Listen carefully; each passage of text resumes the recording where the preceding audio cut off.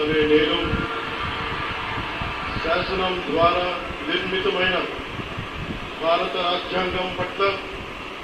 నిజమైన విశ్వాసం విధేయత చూపుతానని,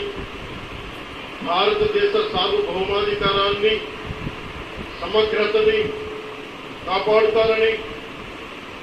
ఆంధ్రప్రదేశ్ రాష్ట్ర మంత్రిగా నా కర్తవ్యాలను శ్రద్ధతో అంతఃకరణ శుద్ధితో నిర్వహిస్తానని, భయం గాని పక్షపాతం గాని రాగద్వేషాలు గాని లేకుండా రాజ్యాంగాన్ని